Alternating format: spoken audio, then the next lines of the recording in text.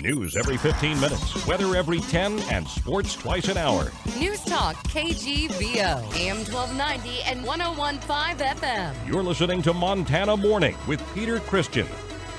And the manhunt continues. Good morning, everyone. It's Montana Morning. It's Thursday, August 11th, 2016. The sky is partly cloudy. We have 46 degrees in Missoula right now. Our newscast this morning, sponsored by Selway Armory on Stockyard Road. More guns and ammo than anyone at Missoula. The best prices in Montana, Montana's premier firearms dealer. This morning's top story continues from yesterday. Missoula County Sheriff's deputies were involved in a high-speed chase yesterday afternoon that eventually led to a manhunt that is still in progress this morning after a suspect fled from a traffic stop, according to Sheriff's Office spokesperson Brenda Bassett. One of our deputies tried to initiate a traffic stop today at Mullen and North Reserve, and the vehicle immediately sped away. A pursuit ensued all the way to 3rd and Tower.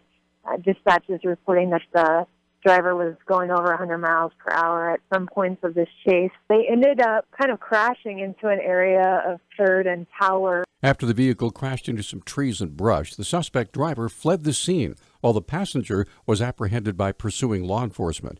Bassett also provided a brief description of the suspect. The driver fled on foot, and the passenger was held at gunpoint just until he could be taken into custody. Right now, we have a perimeter of several blocks around the area, and our K-9 Santo is tracking. The suspect who fled was last seen wearing a light blue T-shirt with blue jeans and a blue hat. So we're just asking people to avoid the area if at all possible. After an exhaustive search that continued into the evening hours, sheriff's officials told KGVO News just a few hours ago the suspect is still at large. Anyone with information as to his whereabouts has to call the sheriff's office at 258-4810 or Crime Stoppers at 721-4444.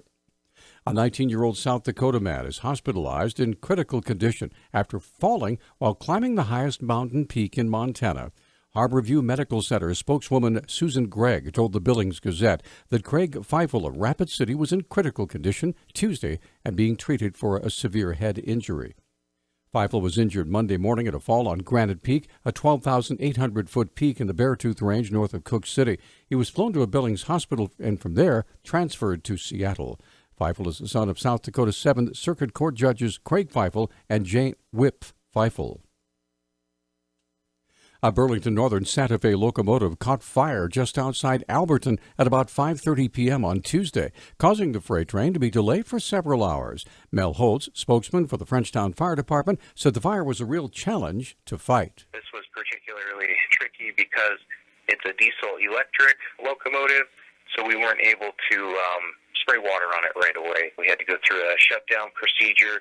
We had a bit of difficulty shutting down that middle engine after the pump and all the electricity was shut off to it. The fire died down and we were able to get in there with water. Holtz said the incident occurred just off Plateau Road, approximately 5 miles west of Alberton. The crew was able to disconnect prior to our arrival from the freight, pull a safe distance away. So the fire was just limited to that one engine. We were able to keep it from spreading to any nearby vegetation. Did not start any wildland fire, which we're thankful for. Montana Rail Link spokesman Jim Lewis told me yesterday that due to the fire, 4 trains were delayed, and by 10 p.m. all the trains were able to be on their way. He said no one was injured in the fire, and the locomotive will be inspected and repaired by Burlington Northern Santa Fe officials.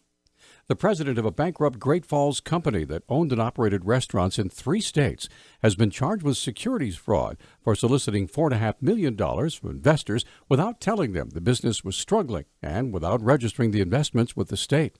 The Great Falls Tribune reports state regulators charged Kenneth Hatzenbeller with 3 counts of fraudulent securities practices and with failing to register a security and as a securities broker. They also allege he owes those investors nearly $3.3 million. He has pleaded not guilty to the felony charges. His trial is set for mid-November. The company called Shoot the Moon, LLC, operated 11 Chili's restaurants in Montana, Idaho, and eastern Washington.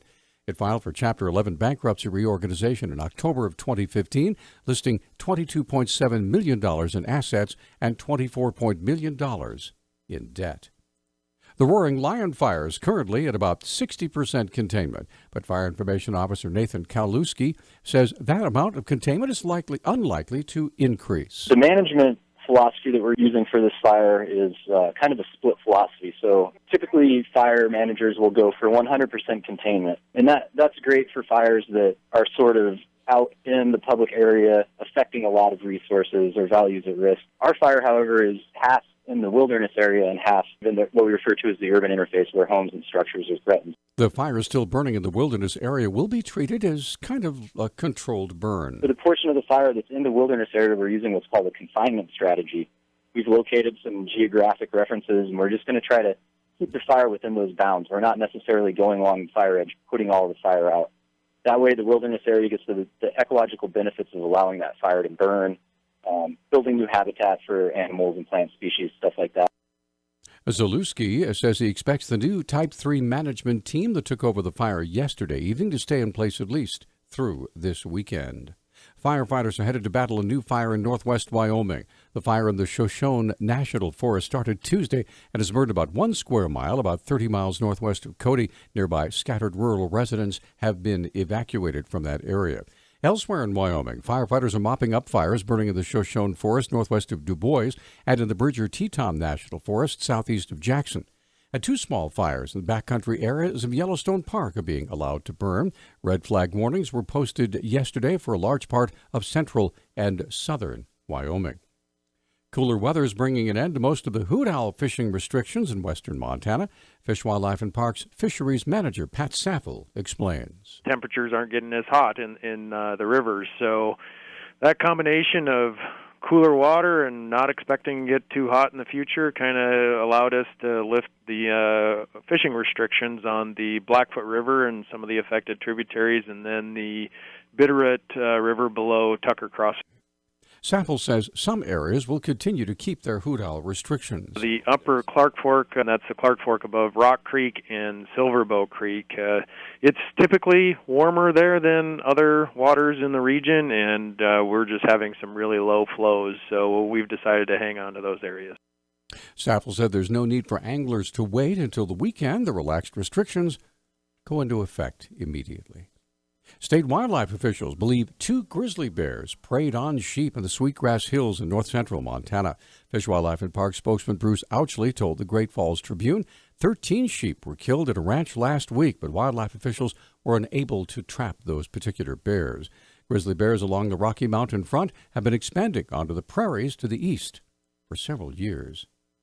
Our News Talk time is 6:12. News Talk, KGVO. Missoula's official weather station. Partly cloudy skies today with our high temperatures climbing into the mid to upper 70s. An isolated shower and thunderstorm will be possible this afternoon. Solid sunshine Friday and Saturday with highs near 90 this weekend. I'm meteorologist Brooke Foster for KECI 13.